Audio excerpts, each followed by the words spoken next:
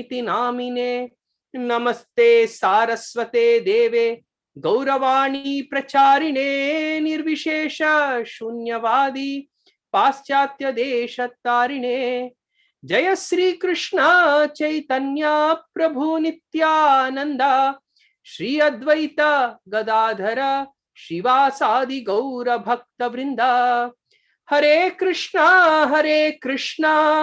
Krishna Krishna Hare Hare Hare Rama Rama Rama Hare Hare.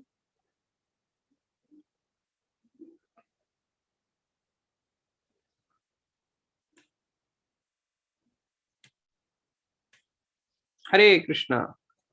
So welcome back to our concluding session. Let's very quickly adjust the board. All right. So we begin our final session of Kurukshetra.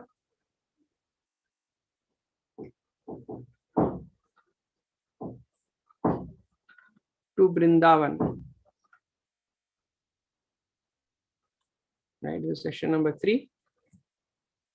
So very quickly, if you remember what we discussed in the previous sessions, right? We began the whole discussion by first trying to understand that what is the basis on which the Vedic thought is founded, and the basis are the Vedas. Vedas are the foundation. Vedas are the proof, the highest praman.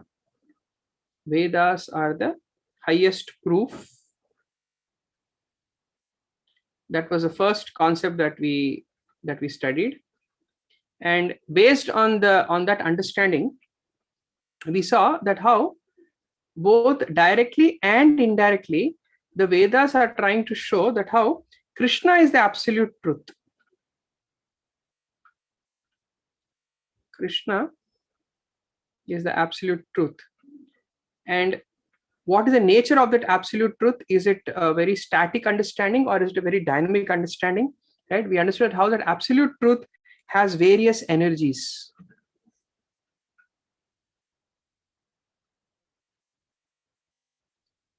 Has various energies.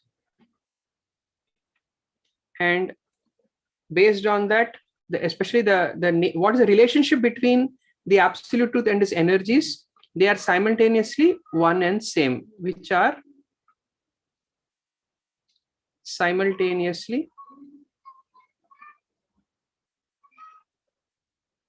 one and different from the absolute truth, right? So then, specifically regarding the nature of these energies, we saw in that section where they're one and different, we saw how the absolute truth has material energies and spiritual energies. Then there's also a third energy, which is the marginal energy, and the nature of this is that is called as the jiva. Jiva is the marginal energy. By marginal energy, we said that how it is prone to be influenced either by spirit or by matter. And because it is prone to be on either side, the jivas can be bound, right? So the jiva is it is bound by Maya, right? So we saw this is 3, 4, 5, 6, right? And then we saw, but they can also be liberated, right? The jiva can also be liberated in a liberated state, right? So this is what we studied so far in this course. So we ended our discussion at this point. So today we're going to discuss a very, very important point. We're going to go back to the concept of understanding Krishna as the absolute truth. And specifically, we're going to discuss that how he is the reservoir of all rasa. That is the nature of the absolute truth. It is the reservoir of all rasa. Right now, this is a slightly esoteric topic, or a difficult topic to understand, which Gita talks about it, but we'll try to see how and where Gita talks about it, and what are the direct and indirect ways in which Gita addresses this topic. So we're going to see now theme number 8, how Krishna is the reservoir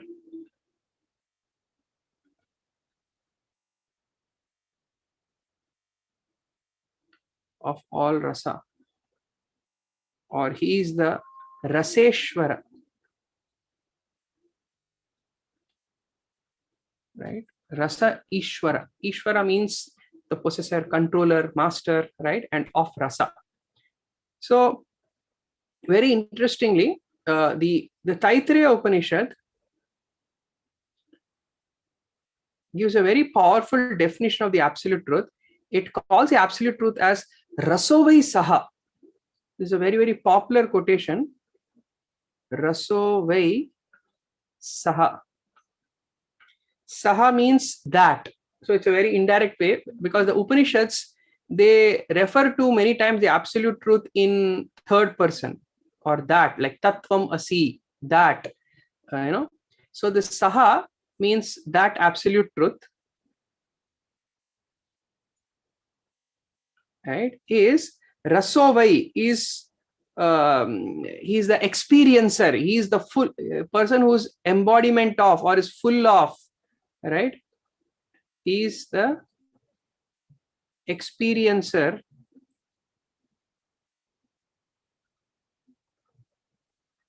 of, or he is full of rasa. So that absolute truth is full of rasa. So this is how the Taittiriya Upanishad quote says, Rasovai saha rasam hi evayam labdva anandi bhavati ko hi evantyant kaha prandyat yad esha akasha anando nasyat esha hi eva ananda yati. The supreme truth is rasa, and rasam hi evayam labdva, the jiva becomes blissful on attaining this rasa. And what would work with body and prana if this blissful complete form did not exist? Eshahi evan eva anandyati. He gives bliss to all. So the concept of bliss is something that we need to understand, because if you look deep down, if you ask yourself the question, what is the goal of all our activities, right? What is the goal of life? So once Srila Prabhupada was asked this question, what is the goal of life? And one of the times he actually answered, the goal of life is to enjoy, right? So the goal of life is to enjoy. Now, that for many of you, you may be thinking, what goal of life is to enjoy? I thought goal of life is to do austerity. Goal of life is to, go through some kind of a spiritual purification. You cannot, somebody will say goal of life is to go back to Godhead, right?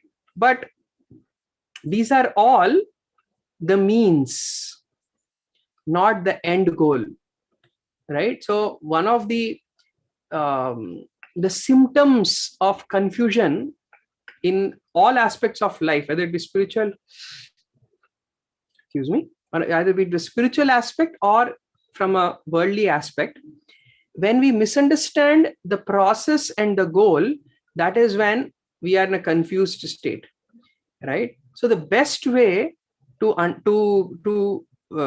get over this confusion is to keep asking the question why as much as possible until you come to a proper conclusive answer, right? Like ask yourself the question, why am I attending this class, right? Some of you may say, oh, because maybe I want to gain more knowledge.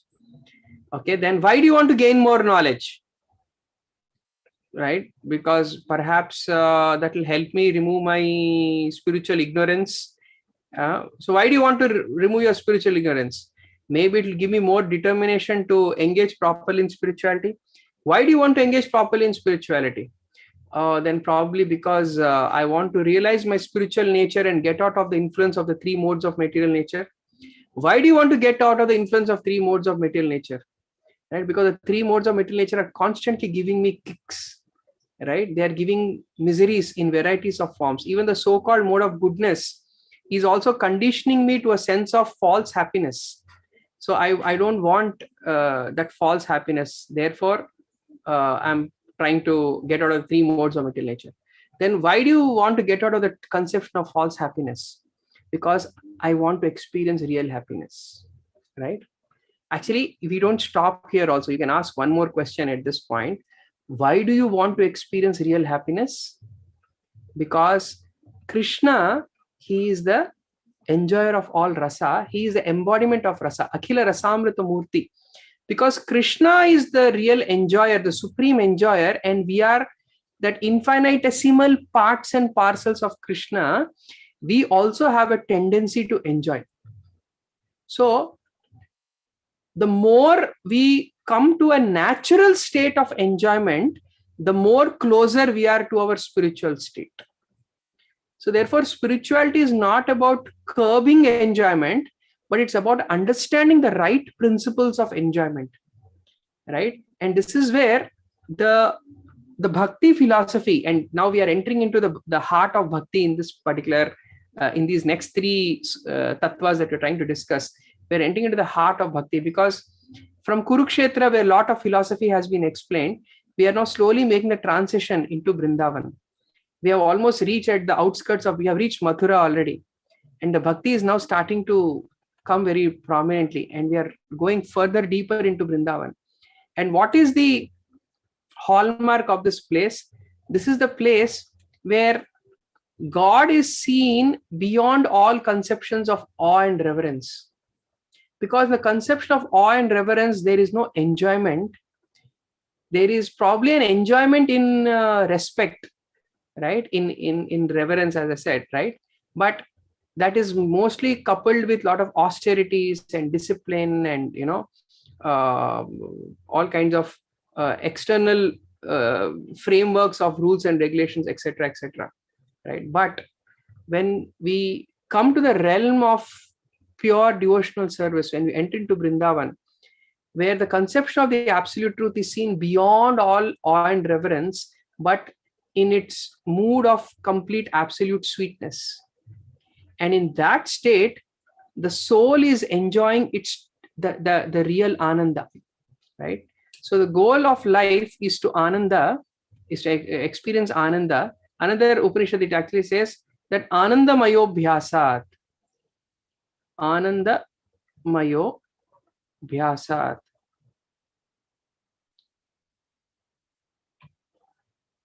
Basically saying that how the nature of the soul is to experience ananda, and we have to work towards experiencing that ananda. Now, what is this word ananda or bliss, right? Or the attaining bliss, right? That is what this particular Upanishad statement is actually pushing us towards. So what is this bliss? What is ananda, right? Because in Sanskritam, every word has a very, very deep meaning. Like, I like to give you examples of 4 words. There is dukkha, shanti, sukha, and ananda. These are 4 separate words. Dukkha means misery, right? So what we this is pretty straightforward. It's not, nowhere you can get confused with ananda about this, right? So dukkha is misery. So the example you can think of is, imagine on a hot summer afternoon, you're walking barefoot on a tar road in India, right? And literally the road gets very, very, very hot. Your feet are burning, right? And that in that state, what you experience is misery. And in that miserable situation, you left your shoes somewhere, and now you're walking barefoot, and suddenly it became very hot. And in that state, suddenly you will notice that there is a small patch of grass. You just go and jump on that piece of grass, and what you experience in that state, Ah, that is what is Shanti. So Shanti is basically relief, what we call as peace. Peace is basically absence of misery. Peace in itself is not a very, very positive state. It's like coming from a negative state to zero state is what relief or Shanti or peace means.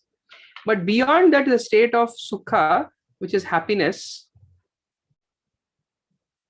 right? Where imagine now, suddenly, while you're standing on that piece of grass, a big rain cloud comes and it covers the sun. And suddenly the whole ambience becomes cool.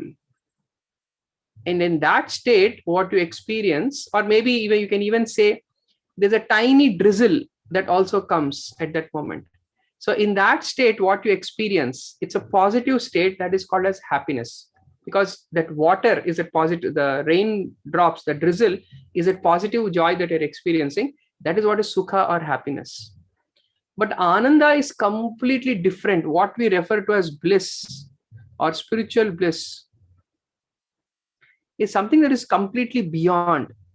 So imagine in that state, you go home, and as soon as you go home, you sit down in the balcony, with your feet stretched on a wall, and you are enjoying that rain, and there are some gentle breezes that are hitting your face, and those breezes are carrying tiny water droplets. It's almost like somebody is very gently spraying some cool water on your face, right?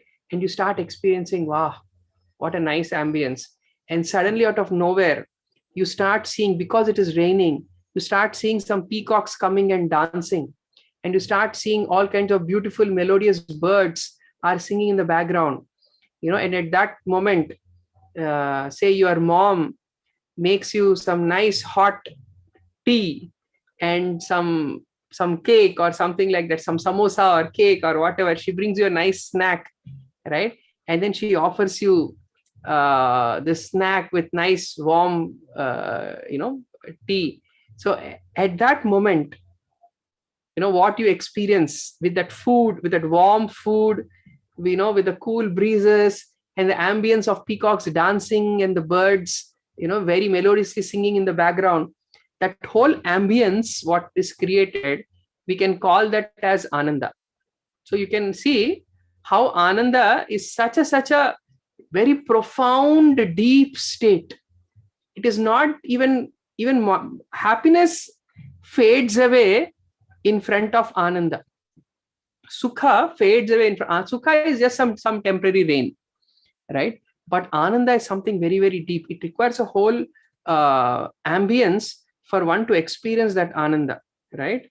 So this state of ananda has been or what causes that ananda is very, very important, because so far what we studied in the first 7 tattvas, we studied a lot of important philosophical concepts.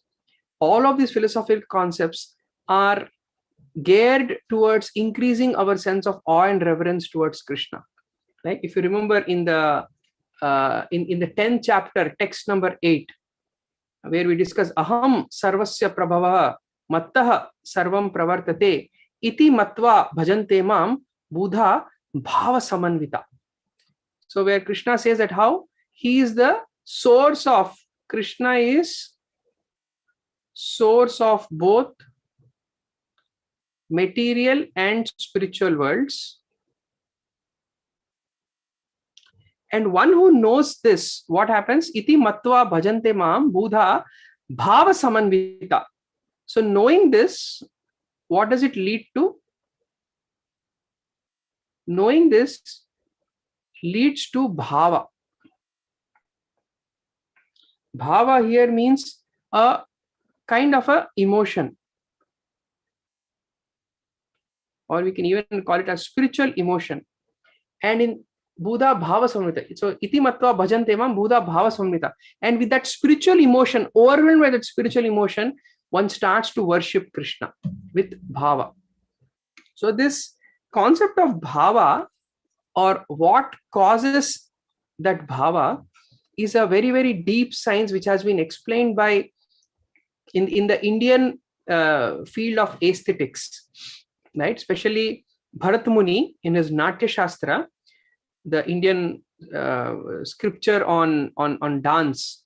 In that book, he very nicely talks about this concept of emotions, what triggers these emotions, and what causes this ananda or bliss or rasa, a term which we will discuss a little later, right? What causes the spiritual mellows to take place, right? And our Acharya, the Gaudiya Vaishnava Acharya Srila Rupa Goswami, based on the concept of Bharat Muni's Natya Shastra, he explains what are spiritual emotions.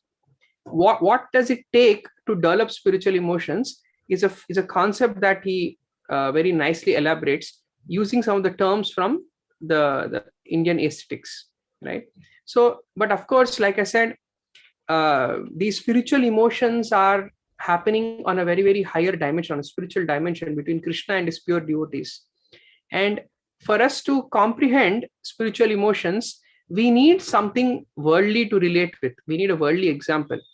But unfortunately, in this world, all our interactions are imbued with some level of selfishness. So therefore, no example is perfect.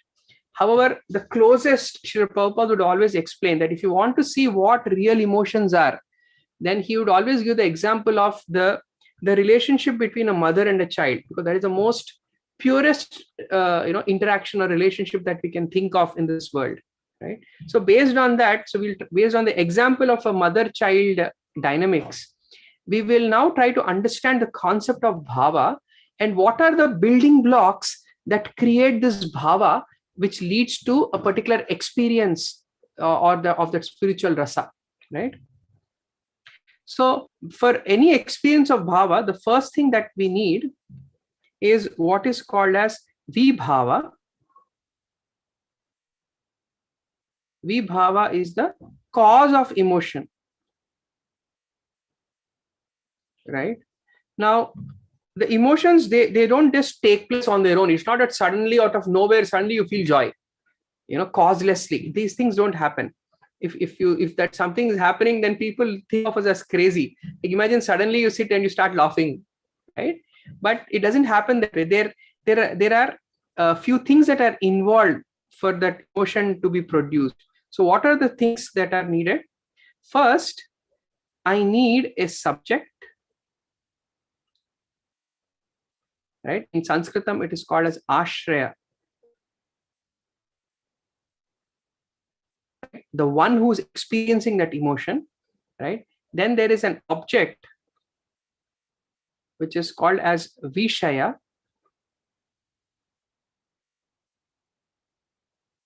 Vishaya here means the object of emotion. So this is the possessor of emotion,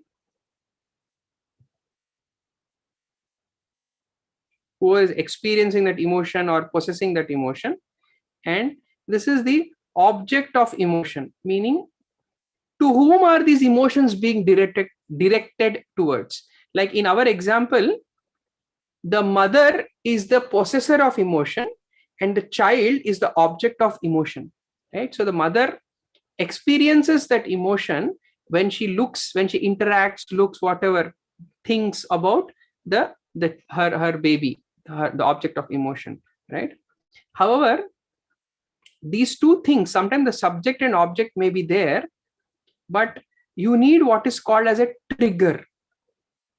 And these triggers are very important. In Sanskrit, it's called as uddipana,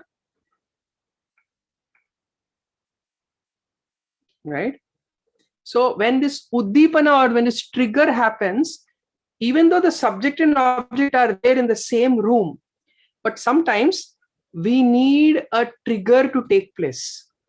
And only when the trigger takes place, the emotions are stirred. Like for example, the mother is there in the kitchen doing her, some cooking work, and the child, imagine, is sleeping in a cradle in the bedroom, and she has access, while working, sometimes she'll turn around and have a look and see about the nature of the child, the well-being of the child. So this one time, imagine the mother is now cooking, doing her cooking job, and then she turns around, and when she turns around, she notices that the baby is trying to raise its head out of the cradle and looks at the mother and smiles. And that smile is the trigger. As soon as that smile is noticed by the mother, immediately motherly emotions start flowing in her heart, right? So this is the vibhava, or the cause of emotion. So here, so we can say mother looking at the child's smile. Mother looking at the baby's smile. Right? So this is one aspect, vibhava. But along with vibhava, there are few other things that also come into play. So the second one is called as anubhava. Anubhava here means controlled symptoms. Controlled, usually they are external in nature. I'll explain what it means. Controlled external symptoms. Right? In this case, what happens is, as soon as the mother notices the child's smile, immediately she leaves all her kitchen work and she runs to the bedroom, to the cradle, wanting to embrace her child and hold her in her arms and kiss the baby and, caress the child and, express her love to the child. So that act of just running, which is a very, very controlled, she has to make an effort to run. She has to make an effort to lift the baby out of the cradle. She has to make an effort to embrace the child and kiss the child. So this is the example. So these are called anubhavas, or these are very controlled, and usually they are external in nature. Here there's a physical action happening of running and embracing and kissing the baby. So like that. So where one? So the mother running and embracing the baby. Right? So this is called as the anubhava. But then there's a third element also into play. These are called as satviki bhavas. Satvika bhava. While the previous were controlled symptoms, these are uncontrolled and usually internal symptoms. I'm using the term usually because sometimes they can also be external. So satviki bhavas are, as soon as she holds the baby in her hand, in her arms, suddenly uncontrollably tears start coming out of her eyes. Tears of joy start flowing down her. She cannot control it. It's not like a timed response that, oh, look, the process is run, lift baby, kiss the baby, and start crying. It's not part of the process flow. The tears are completely uncontrolled. So that is the example of what is called a satviki bhava, which are the uncontrolled or very spontaneous tears. Spontaneous tears from the mother's eyes. Right? Those tears of affection. And then there are also sometimes what is called as vyabhichari bhavas.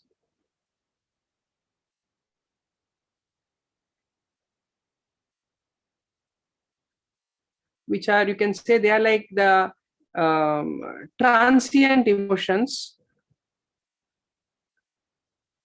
transient symptoms or emotions. Like these are usually like temporary emotions that happen again between the mother and child interaction. Like, for example, imagine again mother back in the kitchen, and she turns around, looks at how the baby is doing, and she notices the baby is trying to jump out of the cradle and is in such a dangerous position that the baby may topple out of the cradle and fall on the floor. And suddenly her heart becomes overwhelmed with anxiety, with fear, anxiety. These emotions will come up. Now, it is not that a mother is always fearful of the well-being of the child or always in a state of anxiety, but sometimes these come as transient symptoms. They are temporary in nature, like that. So here the example of this is the temporary fear or anxiety that the mother experiences. And it is not, so these are like, when I use the word temporary, these are not the constant state. Whereas there is something called as a constant state also, which is called as a sthai bhava.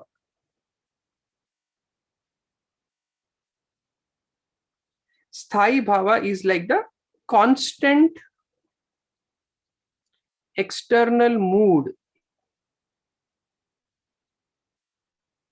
right? Like in this case, for the mother and child example, it is that parental mood, the vatsalya bhava. So usually when we use the word bhava, we are usually referring to this sthai bhava, or what is the default mood of the subject towards that particular object, right? So why are all these different factors spoken of, right? So imagine the sthai bhava is like the vessel. Inside this vessel, so the sthai bhava is like the outer framework, the container, the structure. Inside this container, you put all the other ingredients. You put the vibhavas, anubhavas, satviki bhavas, and sometimes some vebhichari bhavas. So sometimes you put some, to garnish, you put some coriander leaves or some mint or some other parsley, etc. Like that. So the vebhichari bhavas are like that. They are very, very transient in nature, very small quantity. But the other three, the vibhava, anubhava, satviki bhavas, all of these are put together, they are held together in the external vessel, the carrier called as the satviki bhavas. All of these put together, they create an experience, and that experience is the rasa, that experience of joy. So you see, what we refer to loosely as bliss or ananda actually is very, very deep concept. It is not just that, okay, I did something and now I'm experiencing ananda. No, that is just some sukha. There is just some happiness. Ananda is very, very deep. As you can see, it requires this whole setting of all these ingredients, the building blocks that go into creating of the deep bhava. Right? The subject has to be there, the object has to be there, and there has to be a trigger that has to come in between the subject and the object, right? And when that is happening, there has to be a reciprocation in the form of these anubhavas and satviki bhavas. And sometimes, just to spice up that interaction or that relationship, there'll be some vyabhichari bhavas, like this. Because you see, when she goes with fear or anxiety, immediately she runs wanting to save her baby. And as soon as the baby is now secure, that fear goes away. But as soon as that fear goes away, what comes back very strongly? The satviki bhavas. She feels suddenly, so, oh, thank God, you didn't fall off the cradle. And she starts crying. And again, she starts expressing her affection even more than what would have normally happened. So the vyabhichari bhavas, they spice up that relationship, right? And all of this is happening in that vessel of the satviki bhava. So the reason why we are discussing this is that this is what is the nature of interactions in the spiritual dimension, what we call as a rasa. So when all these ingredients come together, all these bhavas come together, that exchange, that which is flowing between the subject and the object, that is the rasa. That mellow, Srila Prabhupada uses the word mellow many times, right? But unfortunately, the word rasa has no perfect translation because there is no concept in the English language which which explains. Sometimes words like spiritual humors are used, spiritual mellows are used, but as far as I know, there's no one word that perfectly captures the real connotation behind that word rasa. So we'll stick to that word rasa, right? And if you want to understand whatever that thing which gives you joy in any interaction is rasa. Without rasa, you will not experience joy. Even right now, if you are enjoying this class, there is a certain rasa that is flowing, between the speaker and the audience. Because of that flow of rasa, you are hooked on to this particular class. In fact, any activity that you do, you eat good food because there is a flow of rasa that is happening, right? And because of that is why you experience joy in eating that food. If there is no rasa, there is no result of happiness. So these bhavas are the emotions. Rasa is that mellow which is flowing between the subject and object, right? And the result of the flow of that rasa is ananda. So all these three are very, very strongly connected. Let's write this down. So bhava, rasa, and that ananda. All these three, that's how the flow happens, right? And then you may ask a question that if that is what is ananda, then what am I experiencing in this material world? May I also experience some happiness in this material world, right? When I eat good food, when I play football, when I read a good book, whatever, I experience some so-called joy. What is that? So as the Bhagavad Gita very nicely explains this concept of the inverted banyan tree. Urdhvamulam adhashakam. So there is this tree whose roots are upwards and its branches are downwards. Urdhvamulam adhashakam ashwadam prahuravyayam. This is this ancient tree. From time immemorial, this tree has been existing. And if you remember, when we discussed in Bhagavad Gita, chapter 15, text number 1, I explained that how this is actually a metaphorical tree where Krishna is referring to this material world, to the reflection. So this is the spiritual world where one experiences spiritual rasas. And here is the material world where one experiences so-called joy due to material rasa. But the principle of rasa is there. And this whole reflection, if you remember, we discussed, this is the water of material desire. And that is where we are seeing the reflection, right?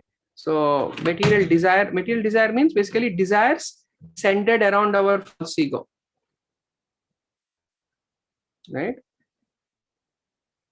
So this this nature of this rasa and what is the nature of those spiritual interactions is very nicely described in the Chandogya Upanishad.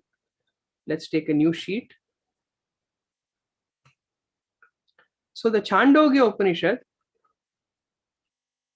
which is 7.2.52, very nicely explains that how Atmai Vedam Sarvam Iti Sava Esha Evam Pashyan Evam Manvan Evam Vigyanan Atmaratir Atmakrida. So Atmai Vedam Sarvam. So that supreme absolute truth, Krishna, which we already established in the second sutra, Krishna is all in all, right?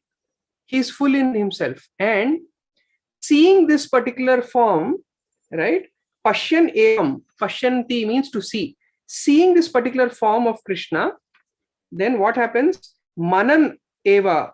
So by meditating on this form of Krishna, Vigyanan, by knowing about this form of Krishna, then what happens? Atmarati, the jiva develops attachment. And what else does it do? Atma Krida. Krida means actions or pastimes. Atma Mithuna, where one experiences that conjugal exchange with that absolute truth. Atmananda sa sarvat bhavati. Atmananda, it experiences pure spiritual bliss with the Lord. So this goes on to show that how spiritual interactions, right, that both Lord and spiritual interactions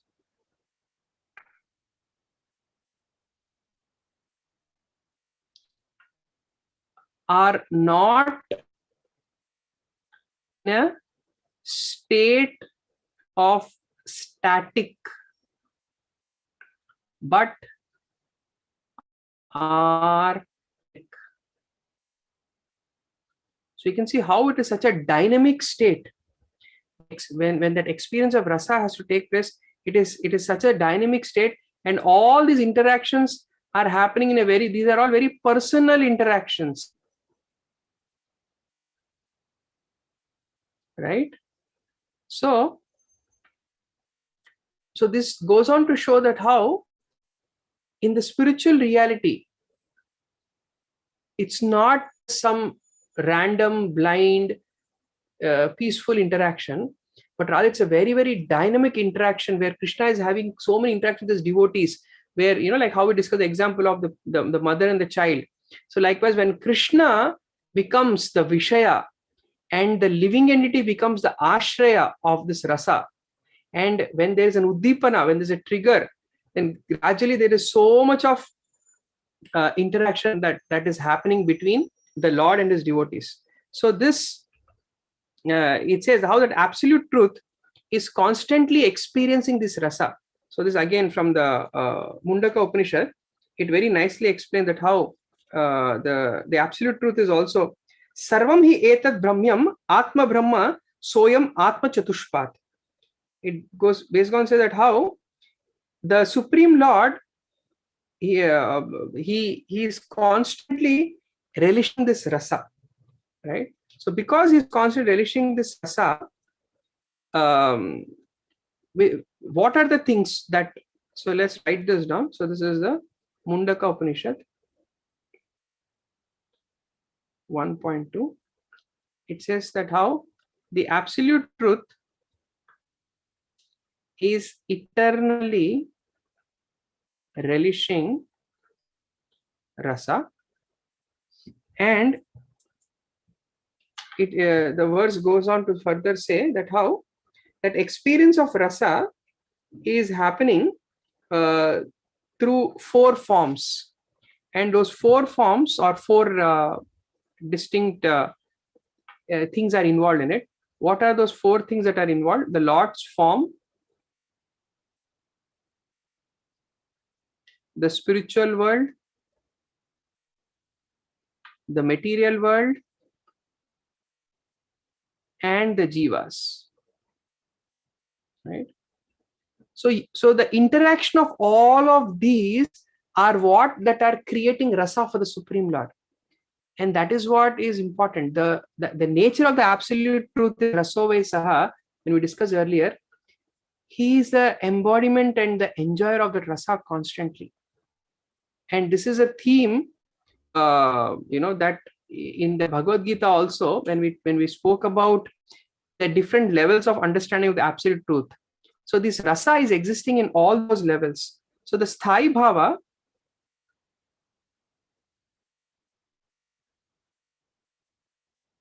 right, when it is directed towards the absolute truth in its homogeneous non-dual Brahman state, the absolute truth as Brahman, that particular rasa is called as Brahma rasa. And likewise, this is what typically a jnani experiences. And what a yogi in dhyana, a yogi in the state of dhyana experiences is called as Paramatma rasa.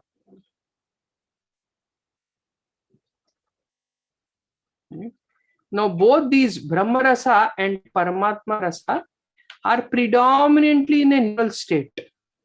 So that neutral state is called as Shantarasa. But there's a third state where one understands that absolute truth with personal understanding.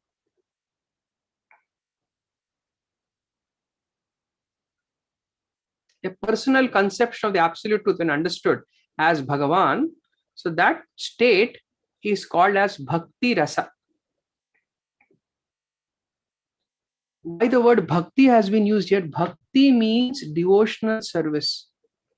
When there's a personal connection, there is naturally an intention to serve. In Shantarasa, there is no intention to serve. It is a very, very neutral state. Again, from a worldly point of view, if you want to understand what Shantarasa means, Shantarasa is like, imagine you are a big fan of some famous celebrity. And you are such a big fan that your life will be perfect if you can somewhere live in the same street as that celebrity, right? Now, what does living on the same street tangibly do for you? Are you interacting with the person? No. Are you looking at that person daily? Perhaps not daily.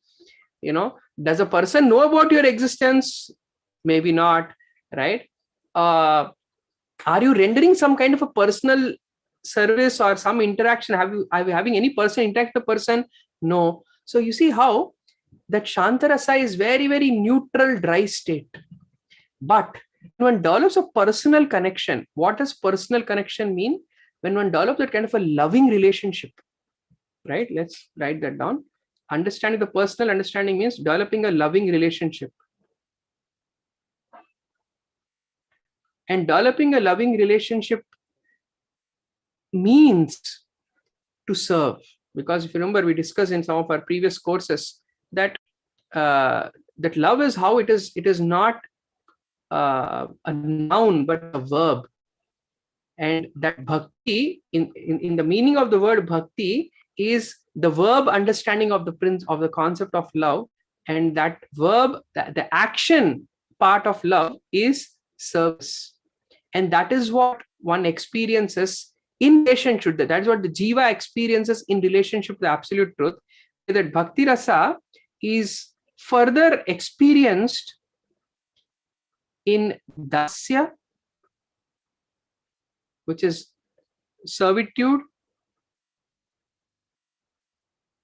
or sakhya as friendship, as vatsalya as parental, and finally as madhurya or conjugal, right? So all these four, servitude, friendship, parental, and conjugal, are actually progressively increasing in terms of the level of intimacy. And the higher stages include the previous stages. Like, for example, in servitude, that's all you do. You don't put your hand around your master. You just offering your respects. But in friendship, along with friendship, the servitude is already included. Likewise, in parental mood, both friendship and servitude are also included. And in conjugal mood, all the previous three moods are already included. Sometimes conjugal means in terms of a lover sometimes also behaves like a parent, sometimes like a friend, sometimes like a servant. So all these moods are already included as you go higher and higher from dasya to madhurya. So this concept that how in the spiritual world, it is these interactions that cause sweetness, and that rasa understanding. And that supreme absolute truth, Krishna, he is a reservoir of all this rasa. And that theme is what is demonstrated in Vrindavan. While Krishna is in Dwaraka, even when he is in Mathura, that matter, or when he goes to Dwaraka or when he goes to Kurukshetra, Krishna just exhibits predominantly one mood. He is the king. At best, he shows some level of friendship with Arjuna, right? But predominantly, the mood is that of awe and reverence, right? So in that awe and reverence, sweetness is not very prominently experienced, right? But Krishna chooses in Vrindavan for his devotees to forget his greatness, right? So once one very devotee, Uddhava, he actually to meet Krishna's father, Nanda Maharaj and Yashoda. And Uddhava, he thought that, look, if these people, they know about Krishna's greatness, then they will get over that suffering, because Krishna left Vrindavan and he did go back for some reasons. He did not go back. Nanda Maharaj and Yashoda Maya, they were feeling very, very sad. So just to console them, he thought, let me give some knowledge, and with that knowledge they'll be consoled. So they go, and then they actually, Uddhava, he starts glorifying. Oh, look, your son, you are so fortunate. Krishna is a personality. He is the supreme absolute truth, right? So, and then they start glorifying literally what we discussed in the first 7 sutras. He is the master of all these different energy, and he's different from his energy, that one supreme Lord, and living in his marginal energy. He starts explaining all these philosophical concepts. So what our first 7 concepts they spoke about are all in mood of reverence. So Nanda Maharaj heard all of this, and he says, Uddhava, I think you are also a very young boy, and I will not take your, don't know what you are speaking. What absolute truth are you talking about? Absolute truth is always, the Supreme Lord Narayan, he is the absolute truth, not my son Krishna. Because look, absolute truth should never lie, but my son is always lying. Absolute truth should be fearless, but when a lightning comes, my son would run and hide with me, hide inside my dhoti, in my and in my clothes, and he would come and embrace me, right? So this is the mood of Vrindavan, where or sometimes when Krishna would sportingly have these fights with his friends, the cowherd boyfriends, they would defeat Krishna. Can you imagine? Krishna is the source of energy of the whole world, and he gets defeated by his friends. And as a punishment, Krishna, the losing person, has to make the winner sit on their shoulders and parade them all around. Can you imagine what a humiliation it was, right? But Krishna chooses to get defeated by his devotees, who look at him beyond the conception of awe and reverence, but with this mood of rasa, right? So that is the understanding of Vrindavan, where the Supreme Lord is seen beyond all conceptions of awe and reverence, right? And that is the nature of spiritual reality, right? And this is so this is that sweet interaction that Vrindavan represents, and that is where it brings us to the point of the next concept, which says how the ultimate goal, prema or spiritual love for Krishna, is the ultimate goal, right? Not awe and reverence, not even that neutral state of Shantarasa, but developing that spiritual rasa. And that spiritual rasa manifests in that state of prema. That is the ultimate goal of life, right?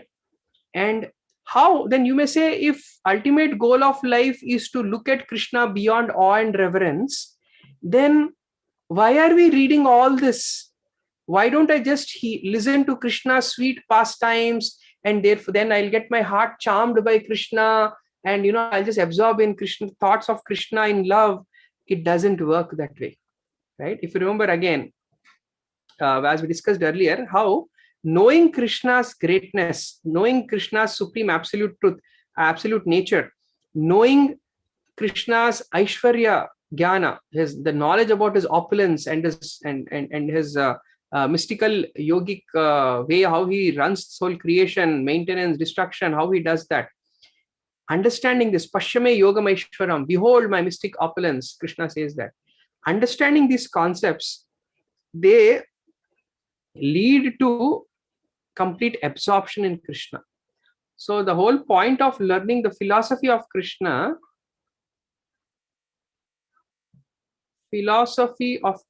or the Tattva,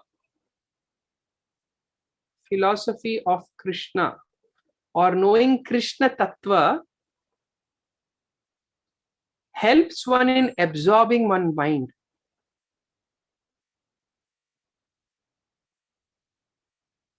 Helps one in absorbing one's mind in Krishna, and that will lead to prema. That is the understanding that our tradition talks about. So it is not that we very sentimentally only talk about Krishna's sweetness all the time. No. In fact, we philosophically try to understand Krishna, and impelled by that philosophical understanding, one's mind is constantly absorbed in Krishna. And as your mind is constantly meditating on Krishna, your mind becomes Krishnized, your mind becomes spiritualized. And at that state, prema naturally comes.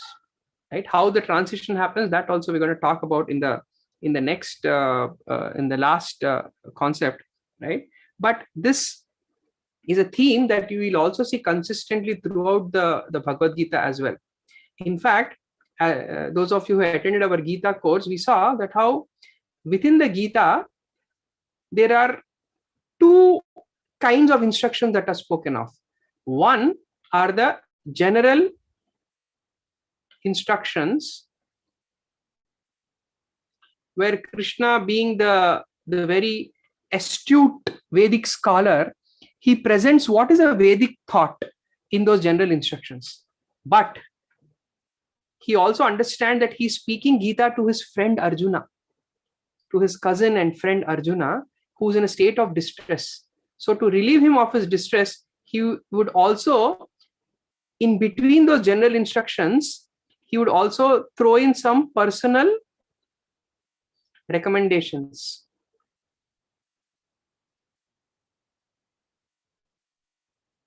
Right? And throughout the Bhagavad Gita, if you see, every chapter of the Bhagavad Gita, there is the secret verse, and these are the secrets.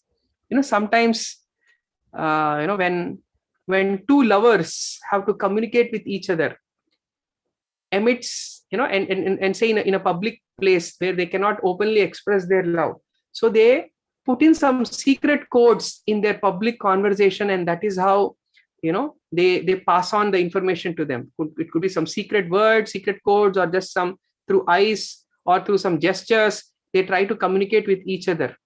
So like that, remember, Krishna, Bhagavad Gita is also Krishna's love song. So he's also expressing his love. But the problem is, he's singing this love song in public, middle of a battlefield. And this love song has been documented for eternity. So this love song is open for all. So when Krishna is presenting that open song, majority of the song has his general instructions, but interlaced in between are these secret messages. Those secret messages, these personal recommendations which is giving to Arjuna, wherein he is trying to inspire Arjuna in this direction by which he can develop that prema. How does he do that? Throughout the Bhagavad Gita, if you see, like for example, in chapter 2, examples. In chapter 2, text number 61, Tani sarvani samyamya yukta asita mat paraha vashehi yasyendriyani tasya pragya pratishtita. One who restrains his senses, keeping them under full control, and fixes his consciousness upon me. So Krishna is very directly saying that first develop a relationship with me and thereby fix your consciousness upon me. And as you are absorbing your mind in me, you will attain prema. So indirectly, he gave one hint in. Likewise, in chapter 3, text number 30, where he says, Mai sarvani karmani sanyasya adhyatma chetasa nirashe nirmama bhutva yuddhasya vigatta jvara. Mai sarvani karmani. Arjuna, surrendering all your works unto me. Sannyas adhyatma chetasa, with full consciousness of me. Again, very, very directly, he is talking about that. Likewise, if you look at some more example, the very, very famous verse, Bhoktaram yagyatapasam sarvaloka maheshwaram suhudam sarvabhutanam gyatmamam shantarichati. One who knows me as a benefactor of all sacrifices, one who knows me as the ultimate goal, one who knows Krishna, one who's in full consciousness of me, knowing me, the ultimate beneficiary of all sacrifices and austerities, the supreme lord of all planets and devatas, and the benefactor, and also the suhurdam, the well-wisher of every living entity. Such a person attains peace from the pangs of material misery, like that. And then likewise, in chapter 6 again, Krishna talks about how Yomam pashyati sarvatra mai pashyati tasyaham na pranashyami sachamena pranashyati. One who sees me everywhere and sees everything in me, I am never lost, nor is he ever lost to me. Right? Such a yogi who engages in worshipful service of the super soul, knowing that I and super soul are one and the same, always attains me in all circumstances. So that is what it means to become Krishnamayi. So to become fully Krishna conscious means one who sees Krishna in everything and sees everything in Krishna, like that. And again, who is the best yogi? Krishna explains in 647, yoginam api sarvesham madgater antaratmana shraddhavan bhajate yomam same yukta tamo mataha. Who is the best yogi? Krishna says, of all yogis, one with great faith who always abides in me, thinking of me within himself, renders transcendental loving service to me. He is most intimately united with me in yoga, and he is the best yogi, yukta tama. This is my opinion. So Krishna is explaining that. So we can keep going on and on. There are so many such examples, and of course there are some very, very direct examples that come in 9th chapter, 10th chapter, 12th chapter, 15th chapter, and of course finally in 18th chapter, where Krishna, he ends with this whole understanding of how it has to lead to the surrender principle. Sarva dharman parityaja mam ekam sharanam braja, 1866, where he talks about the principle of surrender. So the point here is that how very, very secretly throughout the Bhagavad Gita, Krishna has been giving that personal recommendation on this theme that we are discussing here, that how the ultimate goal is developing that love for Krishna. Vedesha sarver ahamema vedyo. The goal of Vedas is to know me, right? Knowing Krishna means developing a relationship with Krishna. Developing a relationship with Krishna means serving Krishna. Serving Krishna, what does it lead to? It leads to prema. It leads to that unconditional spiritual love towards Krishna, which is the ultimate goal of life, right? So this is the the transition that happens. So this rasa, which is what leads to that prema, right, is what we need to ultimately cultivate through our study of the Bhagavad Gita, through the practice of the philosophy of the Bhagavad Gita. And that is the mood that we'll see in Vrindavan, where every living entity, every resident of Vrindavan, including the plants and animals and cows and not just humans, but all living entities, they have made Krishna as the center of their life and Krishna's enjoyment as their own priority. Right now in our conditioned state, we may have our false ego as the center of our priorities. But entering into the mood of Vrindavan means making Krishna as a center of all of one's interactions. And that is the mood, that is where the exchange of rasa, the manifestation of prema takes place, right? And this transition towards prema is how it happens. Very beautiful example is given. The example of boiling the milk, right? So when you boil milk, what happens? As you boil it, it starts to overflow. And if you still keep stirring it, it starts to become slightly coppery red, right? Where the sweet fragrance of the milk now starts to come. And as you boil it further, that milk condenses further. It becomes like very, very sweet milk. that state in India, we call it as basundi. And then as you boil it even further, from basundi, it becomes almost like condensed milk, like what you get in packaged products also, condensed milk. That is called rabdi. And as you boil it even further, even that condenses, it becomes almost solid. The core essence of that milk becomes fully solidified. All the other part evaporates, and the most condensed form of milk is available. That is the mava, or the barfi, whatever, the kova, what is called by these different names, right? That is the most hardened condensed form of that milk. So likewise, like how the same milk has gone through all these transformations, it is said that our spiritual journey, that manifestation of prema, it all begins first with Shraddha. Shraddha means spiritual conviction. Spiritual conviction in following a particular process. Right? Ado Shraddha, that leads to Sadhu Sangha. Sadhu Sangha means where one wants to take a company of association of spiritual seekers, like-minded spiritual seekers. Sadhu Sangha. Then comes Bhajana Kriya.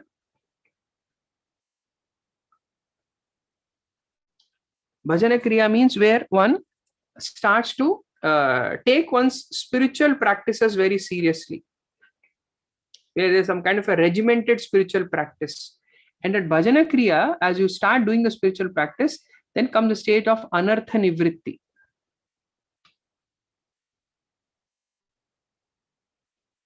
Anartha Nivritti, removal of anarthas. Anarthas are that which does not have value, but we overvalue those things. Basically, all the vices that are there in our heart, like lust, anger, greed, envy, illusion, all the egocentric emotions that we overvalue in our life, all of those, right? So removal of vices.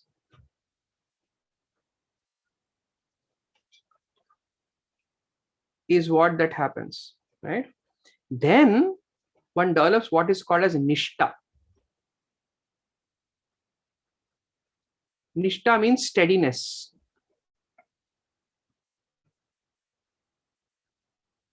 Right? Then as one becomes very, very steady and unshakable in their spiritual practice, then one develops ruchi or taste. Slowly the spiritual activities, you start enjoying the spiritual, the taste of the spiritual activities. Then one develops asakti. Asakti means spiritual excitement. You look forward to spiritual activities. It's not that you're doing spiritual activities as a sense of duty, but you look forward to that activity. Oh, when will I meditate? When will I chant? When will I engage in some spiritual activity? Right? And from that asakti comes bhava, a term that we discussed so far, where one develops spiritual emotions, and that bhava condenses further and it creates that prema, or that spiritual love or spiritual ecstatic love.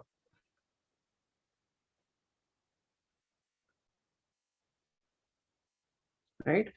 And this is the journey that we have to go through for if in our transition from Kurukshetra to Vrindavan. In Kurukshetra, we understood all the greatness of Krishna, but to make into the transition, we have to slowly start developing, or in Kurukshetra gave us Shraddha, but from that Shraddha, we have to start taking that Sadhu Sangha, start engaging Bhajana Kriya, work on our Ananthanivrittis, develop that steadiness, and gradually work towards the Ruchi, Asakti, Bhava, and Prema. And that is when we are entering into the mood of Vrindavan, right? So how do we do that? What is the means for this whole transition to take place? To transit from Shraddha to Prema, what is the means? And that is the last principle we are going to discuss, the 10th principle, that how the means or the sadhana is devotional remembrance of Krishna.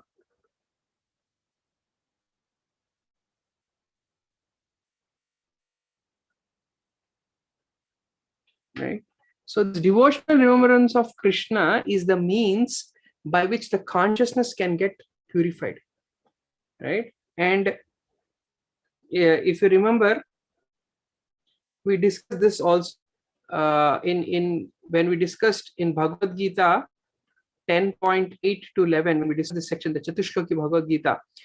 10.8 already quoted today, how aham sarvasvamata iti matva bhajante ma bhuda bhava samanvita. But then text number 9, what does it talk about? That how machitta madgata prana bodhayanta parasparam, when they're constantly enlightening and enlivening each other by discussing about me, or in other words, they are remembering me. So this devotional remembrance is a very, very important theme that we see throughout the Bhagavad Gita, right? Tasmat sarveshu kaleshu mam anusmara yuddhevacha. In chapter number 8 also Krishna says that remembering me, engage in your devotion, in your duty as a warrior, like that. So this devotional remembrance is what that is helping into that manifestation of the devotion and manifestation of that prema eventually, like that. So the means or the sadhana, right? So in the bhakti sadhana,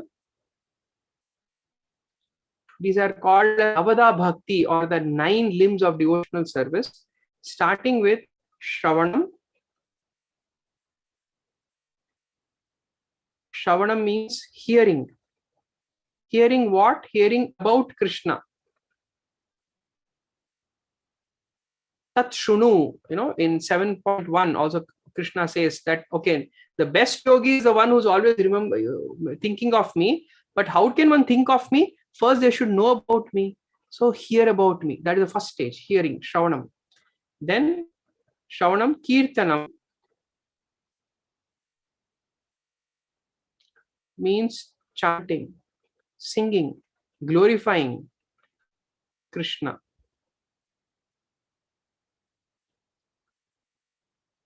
Right? Shravanam, Kirtanam. Then, as you start glorifying, then comes the Smaranam, the remembrance part.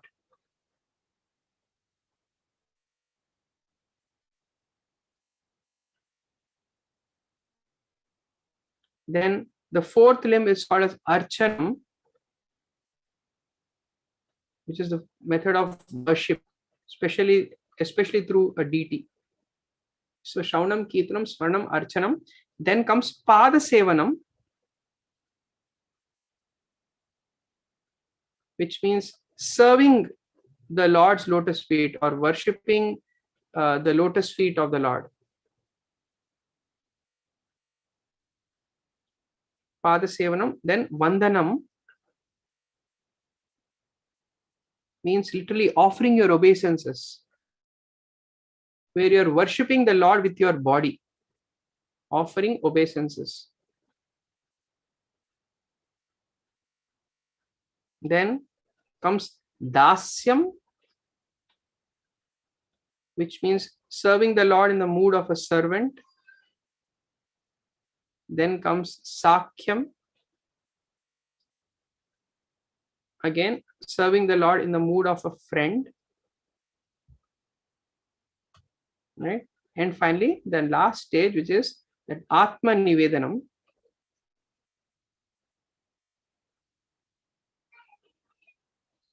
which is the complete surrender.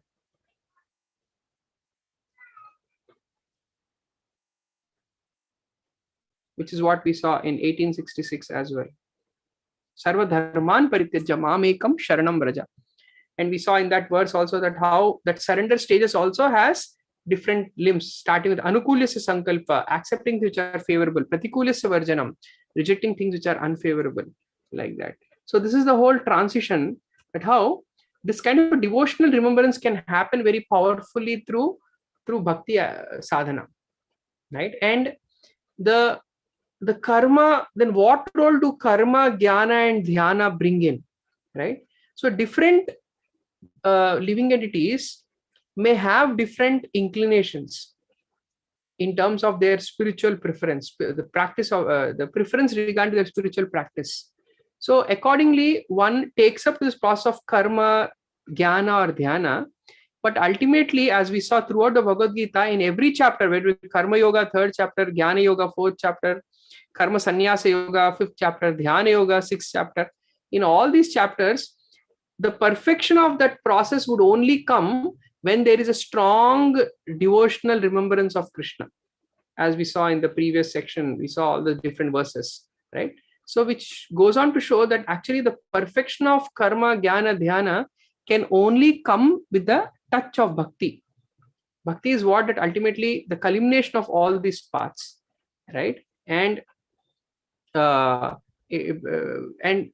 specifically, what makes this devotional remembrance so strong?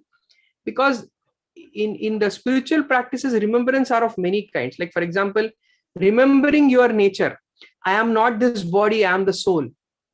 That is one kind of knowledge that one remembers. Or I should not be influenced by the 3 modes of material nature.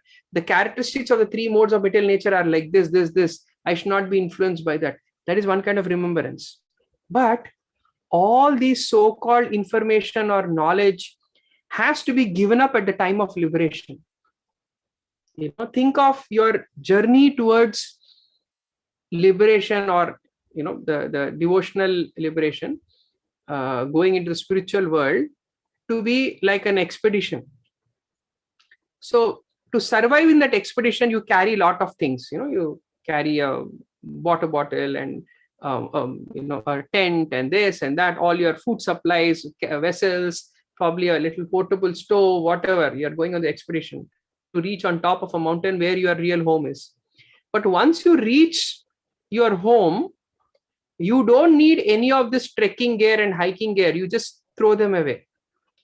Likewise, karma, jnana, dhyana, they are like this equipment that may help a jiva, but ultimately one has to give that up and focus on the positive engagement. What do you do at home once you reach home? The devotional remembrance. And therefore, all these 3 methods will attain their perfection only by the touch of that devotional aspect, especially through remembrance of the Lord, beginning with Shravanam and Kirtanam. So this is the deep essence, the practice part. So while the first 7 sutras, or perhaps even 8 sutras, including today's first sutra, which is how Krishna is the embodiment of all rasa, all of this are creating the sambandha, our relationship with Krishna. This verse is the abhideya, or the practice part, how devotional remembrance, that is our sadhana. And the previous verse, 9th verse, is the ultimate prayojan, which is prema. Prema marto mahan. Prema is the highest goal, or the ultimate goal. So this is how all these are the, if you actually carefully see, and this is an exercise that you all can do personally. Take all these 10 themes and you can see every verse in Bhagavad Gita is talking about one or more of these themes, but nothing beyond it. Every theme, every subject in Bhagavad Gita can be tagged with one of these 10 themes. So that is how comprehensive these 10 themes are, literally indicating that the entire Bhagavad Gita is just talking about this. That's it, period. Like that. All right. So yeah, so this is what I wanted to share in this course, how we can deepen our understanding of the Gita. We got a nice in-depth journey into the intricacies of the Bhagavad Gita in the previous course. In this course, we are getting a bird's eye view of the Bhagavad Gita. So we understood these 10 themes and what is the purpose of all these 10 themes. That also we understood as developing that prema ultimately through the devotional process Why? Because Krishna, he is the embodiment of all rasa. He is the, Raseshwara. So that understanding we need to develop. That is the goal of our study of the Bhagavad Gita. And that is when we'll make our journey from Kurukshetra all the way into the heart of Bhakti, which is Sri Vrindavan Dham. All right.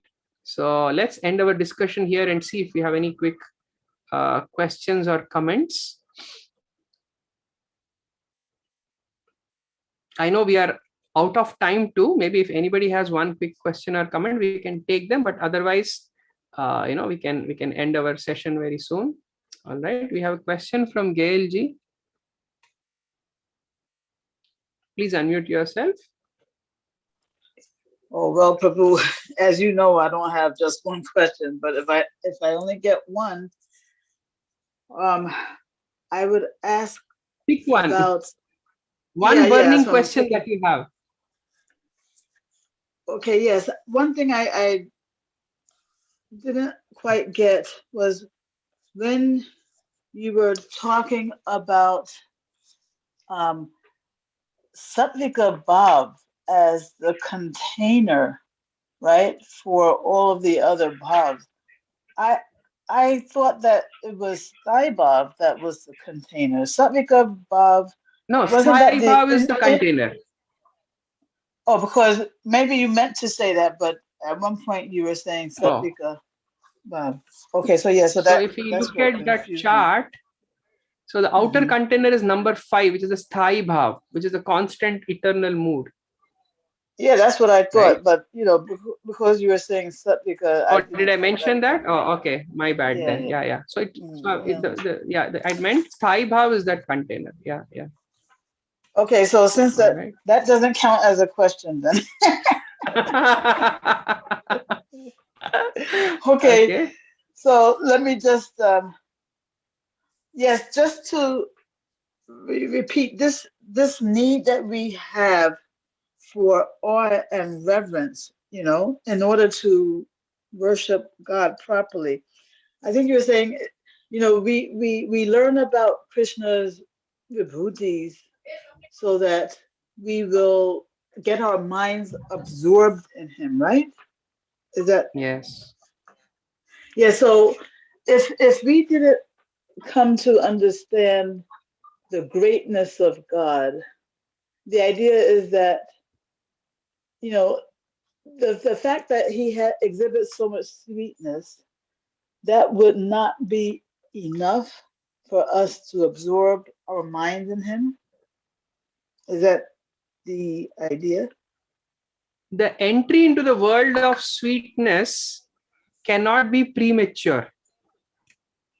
Meaning that for that sweetness to happen, we need to have that very strong connection in the first place. And that strong connection, that sambandha, is established when we know Krishna properly. So in that way, understanding all the vibhutis in the 7th chapter of the Gita, if you remember, we studied about how knowing Krishna means knowing matter, spirit, and how he's a controller of both.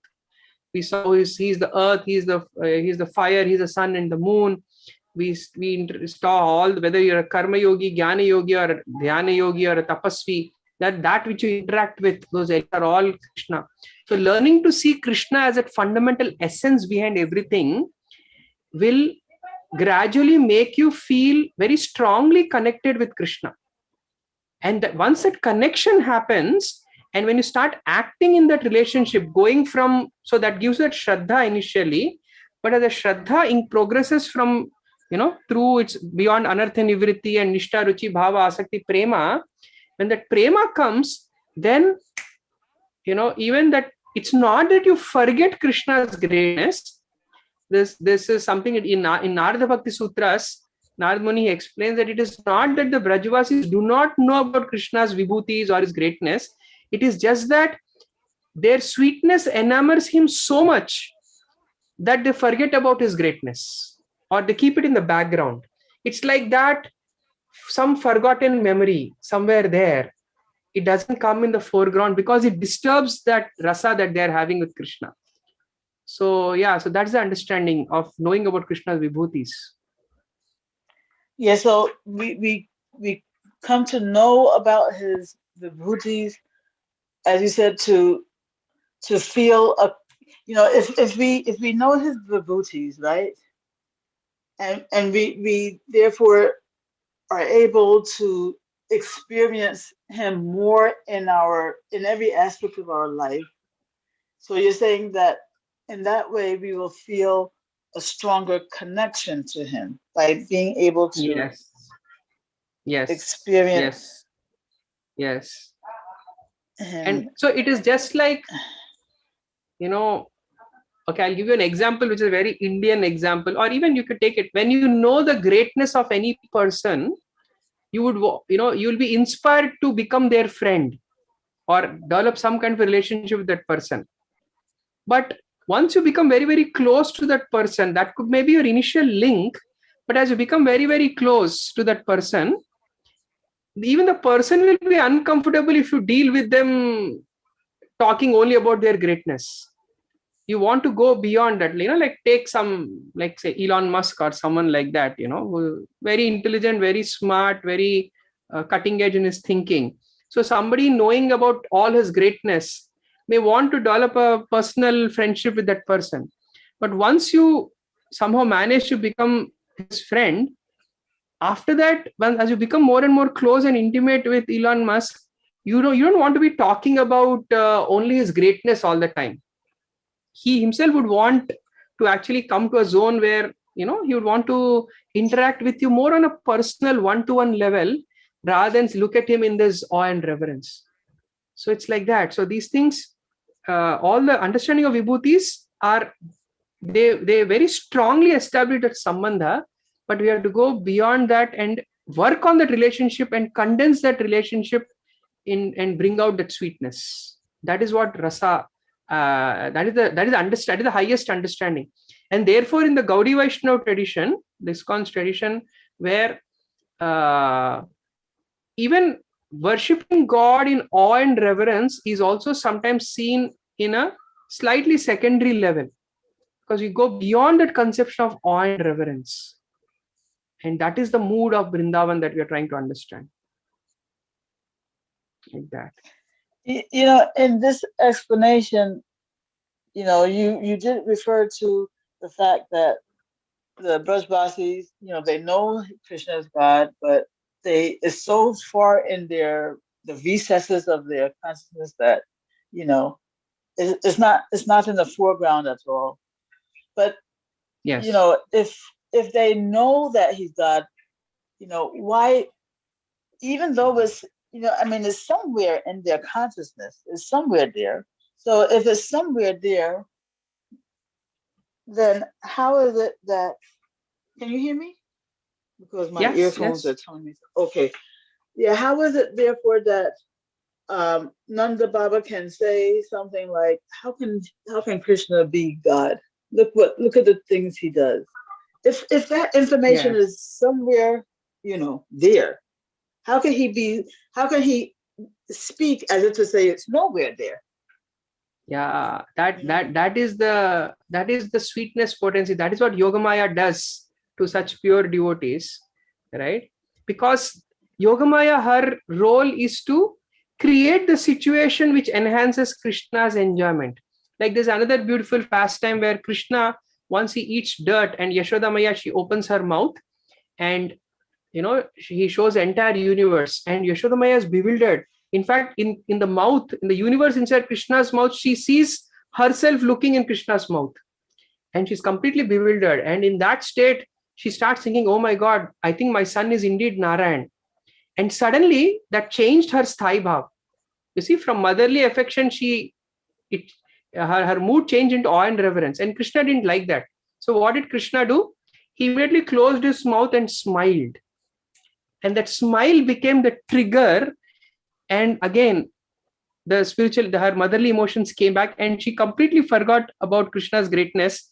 And she just said, oh, I think some evil spirits are affecting my son, let me just protect my son. And she again comes back to her motherly mood. This understanding is, this mood, this is what is the dynamic nature of spiritual emotions that we discussed in the first class itself, where how Before we spoke about how in the material world, the difference of identities exists because of our egos. And there is a sense of spiritual oneness, the Brahman understanding. But when you go beyond that, this distinction of identities exists for the sake of exchange of rasa. And for that exchange of rasa, there has to be a certain bhava accompanying with it. And that is what is the nature of interactions in the spiritual world, nature of the personalities in the spiritual world. So yes, it is, that is how Krishna's spiritual potency works, where it doesn't allow this understanding of awe and reverence come in the foreground and spoil the sweetness of that interaction, like that. Yes, I mean, I've understood all that, but I feel like we don't really ever see the evidence that the Brajvasis actually know, that he's God. If you read like the Gopi Geet, there are prayers where the gopis are glorifying Krishna also as a supreme Lord. Yeah. There are there are a few prayers like that come, right? Yeah. So it's there, right? But it is not that they lack it. It's just that mood just doesn't fit in the setting of Vrindavan. Oh yeah. Prabhu, right? I just one last burning. Should we take this question from Purushottam Prabhu and then come back? There's another person who's raised his hand. Yes. Should we do that? Yeah. Thank you. Yes. Haribol, Purushottam Prabhu, would you like to unmute and ask your question? Prabhu, first of all, thank you so much for revealing this dynamics of Krishna's love for us from those personal recommendations that you beautifully explained. Though there are general instructions, there are personal recommendations. What Krishna, it's not looking from us, but this is what he likes from the Jivatma. That you have given those the set of sequence of slokas numbers like 261, 330. Yeah, that's just a small set. I will encourage you to explore more of those in the Bhagavad Gita. Okay. That's what my question is. Is that the only, because after 6th chapter, there is no recommendation from 7th to 17. No, it's only recommendations after that. Due to paucity of time, I only mentioned few that just spontaneously came to my head. Beautiful. And then the final one. So if that is the ultimate to exchange of that rasa, and Krishna also gives the clue for us in 1866, what kind of rasa he wants. So Mamekam Sharanam Vraja. So that exchange, it should be like those gopis, right? Is that the understanding? Yeah. Like if you remember our first day discussion, we began our discussion saying that how Gita was spoken with Krishna as Bhagavan. Bhagavan means Krishna with his internal potency. So this is Krishna with the mood of Vrindavan, with Radharani in his heart. With that mood, he spoke the Bhagavad Gita. So definitely, yes, that devotional mood was very strongly there. In that Vrindavan mood was strongly there. Though externally Krishna was in the setting of Kurukshetra, his heart was in Vrindavan as he was speaking Bhagavad Gita. And that is why this whole course is titled so we discussed these details in the first class, from Kurukshetra to Vrindavan. The idea is that externally, if you look at Bhagavad Gita from an external point of view and Krishna from an external point of view, you will see the general instructions, so you will only be stuck in Kurukshetra. But if you enter into the heart of Bhagavad Gita, if you listen to these personal recommendations, you enter into the heart of Krishna, then you will enter into Vrindavan. Jai. And this verse also, like he says, no, Matta parataram na anyat kinchidasti dhananjaya mai sarvam idam protam sutre mani ganaiva. And Krishna also giving a clue for us. There are my personal recommendations. You see all this. So that example that you gave, you have composed or compiled that like a Sutre Maniganayava. Thank you, Prabhu. But I expect that Maniganayava should be extended. Amazing. Very nice. The example that you gave, thank you, Prabhu. 2 examples, wonderful, wonderful, amazing. Unless that Acharya's mercy is there, this will not be revealed. Prabhu, this is the revealed knowledge. Thanks for revealing those knowledge to us. Thanks a lot. Hari, thank you. Beautiful. Thank you. Please, Amazing. I hope you are inspired and I'll please explore definitely more pray of for the you, personal recommendations, right? Beautiful. Thank you. Prabhu. Amazing. Thanks Hare. a lot. Thanks a lot. Hare Krishna. Hare Krishna. Yes, Gailji. Now, Hi, thank you officially, so one much, last Prabhu. question. Yeah, officially. Yes. Yeah. I wish I could just get a clearer understanding of the distinction between Bhava and Rasa. Right. This is actually a very, very popular confusion. Actually, it's a very, very deep subject also, but I'll give you a very, very simple understanding too. There is an emotion and there is an experience when that emotion manifests. Right? Like in this case, the woman is in that motherly bhava, and when she experiences, when that uddipan comes, when the trigger comes, when she sees the baby smile and when that interaction happens, she experiences motherly joy. So that exchange which is happening between the mother and child is the rasa. That which is flowing literally. Rasa also means something which is very fluid in nature. So that which is flowing between the mother and child, that emotional dynamics which are flowing between the mother and child is the rasa, but that emotional state is the bhava. Yeah, emotional state. What do you mean emotional state? Because what's the difference between the emotional state and the flowing, I don't know, the flowing something, the flowing emotion? So motherly feeling and the joy because of motherly feeling. These are 2 separate things. The mother is there. She's always a mother. Once a mother, always a mother. But when she interacts with the child, that motherly joy comes out because of that interaction. There's a flow happening, exchange happening between the mother and the child. That exchanging thing which is causing that joy is rasa. Right? So that bhavas, so that spiritual emotional states, right, are there, but they are prominently come out, or when they translate into joy due to a certain exchange happening. That exchange is the rasa happening there, like that.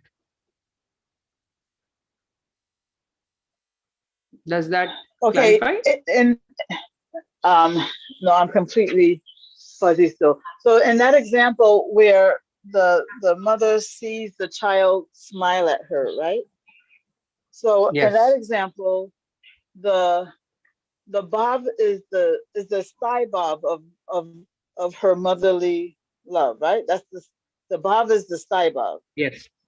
Yes, correct. Okay. Correct. And then the rasa is the joy she experiences. Yeah, exactly. When she sees that smile. Yes. But the smile itself is the uddipan. Can you repeat that? The smile? The smile itself is the uddipan. The uddipan the smile is the uddipan. Smile. Correct. The smile is the trigger. Exactly. The smile is the trigger that causes the rasa. Yes, to flow. Exactly. Exactly. Okay. So bhava refers to the particular sty bhav of the person, and the rasa refers to the emotion that comes as a result of the particular sty bhav. Yes.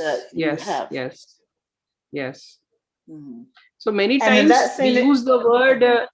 Many times we use the term Vatsalya Rasa, Madhurya Rasa, but technically speaking, it is actually Vatsalya Bhava. and or Madhurya Bhava or Sakya Bhava, and that Bhava creates that rasa. And Like in that rasa same in example, yeah, go on. and in that same example of the mother that experienced the child smiling, the ananda is, what would you say the ananda is in that example? So that ananda comes because of the flow of rasa. So that's why the joy, when we in English language, when we use the word joy, we are directly jumping to the ananda part. But something has happened in between, from that sthai bhava to ananda, the manifestation, something was exchanged between the two. That which was exchanged is the rasa. Right? So that's why, because many times our understanding is guided by the terms that we use in our language. And because many times in English we do not have this any equivalent of the word rasa, it becomes a little complicated to maybe, but as you say, that which causes ananda, that which causes bliss is rasa, and that which that creates that rasa exchange to take place is the bhava that is there in that in the devotee, like that. Okay, well, some headway was made. So that's why, if you remember, in one of the places I wrote bhava, rasa, ananda in that sequence, right? That was the understanding. All right. Okay, so let's end the discussion here. All right. Very unwillingly, but okay.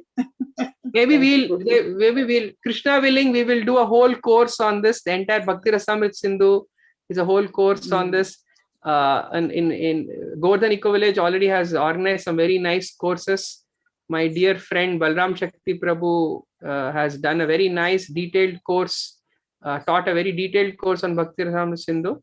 I'll encourage you to take up to that course, or or maybe if this theme comes up in, maybe we'll take this up as a separate theme and have another course in future. Let's see. Because this is a very deep subject matter. I'm giving you a very quick instant answer here, but it's a whole subject that needs to be understood. Well, I thank you immensely, Prabhu, for your efforts. Thank you so much. Yes. All right. Okay. So let's end with our concluding prayers. Joining your palms together. Om Sahana Bhavatu Sahana Bhunattu Sah Viryam Karavavahai Tejasvinavadhitamastu Ma Vidvishavahai. Om Shanti Shanti Shanti. Jaya Sri Krishna Chaitanya Prabhu Nityananda Shri Advaita Gadadhara Shrivasadi Gaura Bhakta Vrinda. Hare Krishna Krishna Krishna Hare Hare, Hare Rama Rama Rama Hare Hare. Thank you all very much. See you all in our next course. Hare Krishna.